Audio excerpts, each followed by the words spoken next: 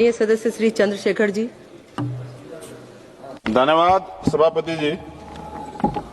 आज 2 अप्रैल है और 2 अप्रैल 2018 में सुप्रीम कोर्ट के एक निर्णय के खिलाफ प्रोटेस्ट हुआ था और उसमें 13 से 14 कमजोर वर्गों के जवानों ने शहादत दी थी। मैं उनकी शहादत को आज नमन करता।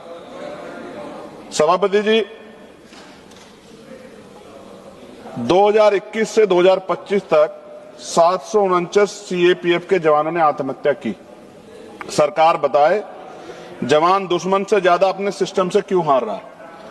और पिछले कुछ वर्षों में 46,000 से अधिक सीएपीएफ के जवानों ने और अधिकारियों ने वीआरएस ले लिया।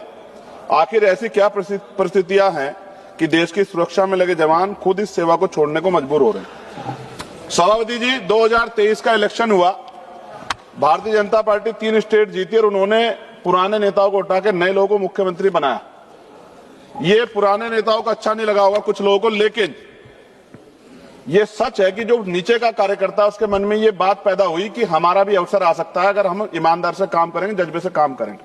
वही पार्टी, वही सरकार जो नए अवसर की बात करती है, नए लोगों को कि भाई हमारी पार्टी में कोई नीचे का आदमी भी राष्ट्रीय अध्यक्ष बन सकता है, वही पार्टी ऐसा बिल लाई है जिसको लेके हमारे सीएपीएफ के जवानों में और अधिकारियों में चिंता है।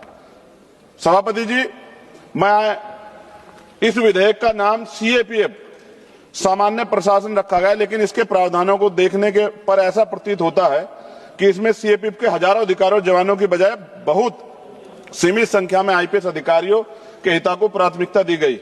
यह प्रश्न स्वाभाविक है कि जब सीएपीएफ के अपने अधिकारी मौजूद है तो उच्च पदों पर उनके अवसरों को सीमित करने की दिशा में यह प्रयास क्यों किया जा रहा है।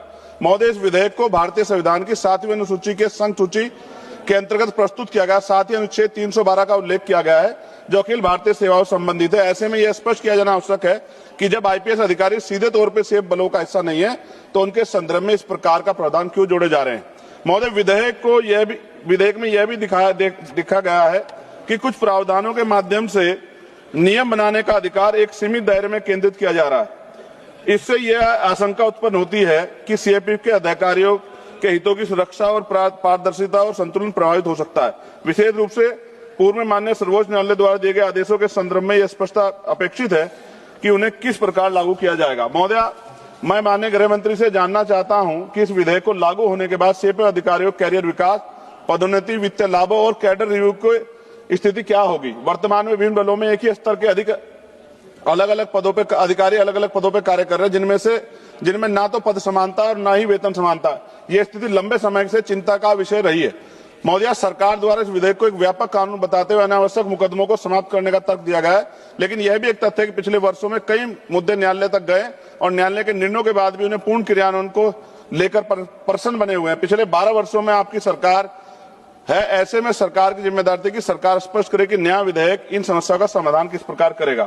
मैं यह भी कहना चाहूंगा कि सीएपीएफ के जवान, हमारे जवान और अधिकारी देश की आंतरिक सुरक्षा की लीडर और सीमाओं की सुरक्षा लेकर महत्वपूर्ण संस्थानों, यहां तक कि इस लोकतंत्र के मंदिर संसद की रक्षा और शहादत भी दी है सभापति जी तक अपनी जिम्मेदारियां निभाते। ऐसे में उनके अधिकार और सम्मान, कैरियर सुरक्षा को सुनिश्चित करना केवल प्रशासनिक विषय बल्कि राष्ट्रीय सुरक्षा का भी प्रश्न है। तो मैं सरकार से आग्रह करना चाहता हूं कि वे सदन और देश के सामने स्पष्ट करे ये विधेयक वास्तव में सीएपीएफ अधिकारियों और जवानों के हितों की रक्षा कैसे करेगा, कैसे उनके पदोन्नति, कैरियर विकास, न्यायालय द्वारा निर्धारित लाभों की सुरक्षा सुनिश्चित होगी।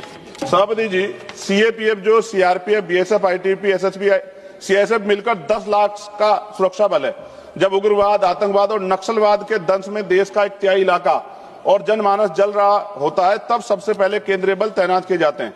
सीआरपीएफ के जाबाजों ने देश की सुरक्षा में कठिन क्षेत्रों में विपरीत परिस्थितियों के बावजूद दुश्मनों का डटकर मुकाबला करते हुए दुश्मनों से लोहा लिया है। बलों के अधिकारियों, कर्मियों की जान की परवाह नहीं है और शहादत गले लगा, चाहे पुलवामा, छत्तीसगढ़ हो या असम या मणिपुर।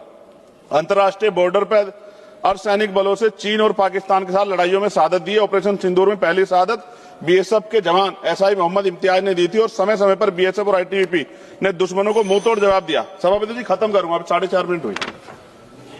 आज भी देश की रक्षा की पहली सुरक्षा लाइन 1962 में, हॉट स्प्रिंग 1965 में कच्छ का रण और देश की सीमाओं की रक्षा बड़े बड़ी शहादतें इतिहास में दर्ज है। आपको तो इतिहास से गहरा लगाव, कुछ पन्ने पलटने चाहिए। सभापति जी, यहां से वहां तक ये सीएपीएफ के जवान इस पार्लियामेंट की तरफ आज देख रहे हैं कि पार्लियामेंट हमारे हितों की कैसे रक्षा करेगी। ये अलग बात है, सरकार बिल लाई है, सरकार के पास शक्ति है, उसको पास भी करा देगी।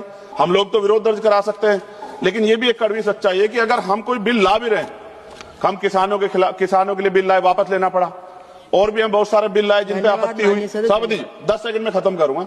क्यों नहीं हम उद्योगिक अधिकारियों से बैठ के बात करते हैं कि बीच का रास्ता निकल जाए? हम अपनी सेना का मनोबल, अपने आर्म फोर्स का मनोबल क्यों गिराएं? वो भी तो हमारे लिए खड़े हैं ना।